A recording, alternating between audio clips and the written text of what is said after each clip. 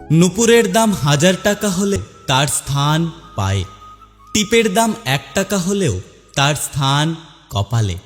ইতিহাস সাক্ষী আছে লবণে কখনো পোকা ধরেনি, কিন্তু মিষ্টিতে প্রতিদিনই ধরে, এমনকি পিঁপড়েরাও ছাড়ে না।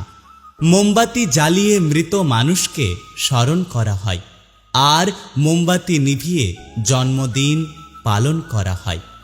মানুষ সোজা পথে চলতে চায় না, আর বাঁকা পথে সবার আগ্রহ বেশি। এই জন্য মদ বিক্রেতাকে কারোর কাছে যেতে হয় না, আর দুধ বিক্রেতা মানুষের দুয়ারে দুয়ারে ঘোরে। আমরা দুধ বিক্রেতাকে সবসময় বলি দুধে জল মেশাননি তো, অথচ আমরা মদে নিজেরাই জল মিশিয়ে খাই। একটা গাছ থেকে লক্ষাধিক দেশলাই খাঁটি হতে পারে, কিন্তু একটা দেশলাই খাঁটি লক্ষাধিক গাছকে জ্বালিয়ে দিতে পারে।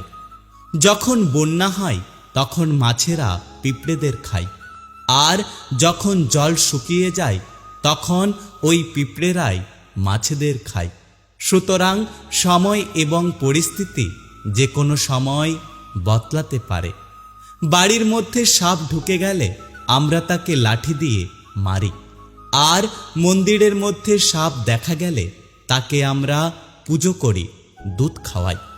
পৃথিবীতে সবথেকে বেশি মিথ্যে কথা বলা হয় আদালতে ধর্মগ্রন্থ ছুঁয়ে, আর পৃথিবীতে সবথেকে বেশি সত্য বলা হয় মদের দোকানে মদের গ্লাস হাতে নিয়ে। সময় বড় কঠিন হয়, তাই জন্যই তো ঘড়িতে ফুল নয় বরং কাঁটা থাকে। কেউ একজন একটি সুন্দর কথা বলেছেন, আমি যখন ছোট ছিলাম তখন আমার জুতো ছিল না বলে আমি কেঁদেছিলাম। তারপর একদিন দেখলাম এমন একটি ব্যক্তি যার পা নেই। তারপর আমি বুঝতে পারলাম যে পৃথিবীতে আমি কতটা ভাগ্যবান। আগে মানুষ সূর্য ডোবার পর খাওয়া দাওয়া করে ঘুমিয়ে পড়ত, আর এখন মানুষ সারা রাত্রি জেগে সূর্য ওঠার পর ঘুমাতে যায়। আজ পর্যন্ত মানুষকে এতটুকুই চিনলাম, জানোয়ার বললে রেগে যায়, অথচ বাঘের বাচ্চা বললে খুশি হয়। আপনারাই বিচার করে বলুন, বাঘ কি তাহলে পশু নয়? উপোস করলেই যদি ওপরবালাকে পাওয়া যেত, তাহলে এই পৃথিবীতে বহুদিন অনাহারে থাকা মানুষ সব থেকে বেশি ভাগ্যবান হতো। উপোস অন্যের নয়, চিন্তা ভাবনার করুন। মানুষকে মানুষ বলে ভাবার চেষ্টা করুন। মানুষের সাথে পশুর মতো ব্যবহার করবেন না। নিজের মধ্যে কখনো অহংকার আসতে দেবেন না।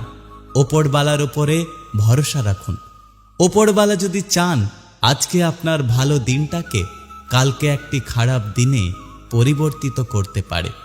তাই যদি আপনি সুখে আছেন অহংকার করবেন না, যারা দুঃখে আছে তাদের দেখে হাসাহাসি করবেন না।